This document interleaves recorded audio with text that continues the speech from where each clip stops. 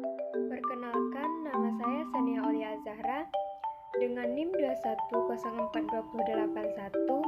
Dosen pengampu saya yaitu Bapak Hidiatul Fajri SAP MPA dalam mata kuliah Teori Sosial. Kita lanjut. Di sini saya akan memaparkan apa yang dimaksud dengan modernisasi.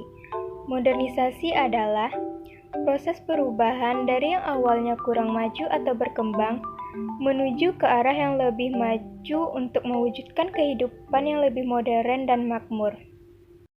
Selanjutnya, syarat modernisasi. Menurut Sarjana Sukanto, syarat modernisasi terdapat 6 syarat. Yang pertama, cara berpikir ilmiah. Cara berpikir yang sudah tertanam kuat dalam kalangan pemerintah maupun masyarakat luas, yang berpikiran ingin mengubah kehidupan yang sebelumnya menjadi kehidupan yang lebih maju dan modern lagi. Yang kedua, sistem administrasi negara yang baik dan benar-benar dapat mewujudkan birokrasi. Yang ketiga, sistem pengumpulan data yang baik, teratur dan terpusat pada suatu lembaga ataupun badan tertentu seperti BPJS dan lembaga pelayanan publik lainnya. Yang keempat, penciptaan iklim yang menyenangkan terhadap modernisasi terutama pada media massa. Yang kelima, tingkat organisasi yang tinggi terutama pada kedisiplinan diri. Dan yang keenam, sentralisasi wewenang dalam perencanaan sosial yang tidak mementingkan kepentingan pribadi maupun kepentingan golongan. Selanjutnya, ciri-ciri modernisasi. Ciri-ciri modernisasi yang pertama yaitu masyarakat yang bersikap heterogen, yang dimana masyarakat yang bervariasi dari etnis maupun rasa yang berbeda, yang terdapat di wilayah ataupun daerah tertentu. Yang kedua, mobilitas masyarakat yang tinggi, merupakan jumlah perpindahan masyarakat dari desa ke kota yang sangat tinggi. Yang ketiga, masyarakat yang tidak terikat kepada adat. Maksudnya di sini adalah karena modernisasi merupakan perubahan yang lebih modern, banyak masyarakat ingin mengubah kehidupannya menjadi lebih modern lagi dan melupakan aturan-aturan yang dibuat oleh adat mereka. Yang keempat yaitu tindakan manusia yang bersifat rasional. Selanjutnya, tahapan modernisasi. Walt Whitman Rostow mengidentifikasikan ada 5 tahapan modernisasi. Yang pertama, tahapan masyarakat tradisional. Pada tahapan masyarakat tradisional, ditandai dengan berkegiatan bertani dan barter. Yang kedua, persiapan untuk tingkah landas. Pada persiapan ini ditandai dengan adanya spesialisasi produksi barang dan perdagangan. Selain itu juga, infrastruktur transportasi dikembangkan untuk mendukung perdagangan. Pada tahapan ini juga mendorong adanya investasi. Yang ketiga, tahapan tinggal landas. Pada tahapan tinggal landas, terjadi peningkatan industrialisasi dan ekonomi beralih dari pertanian ke manufaktur.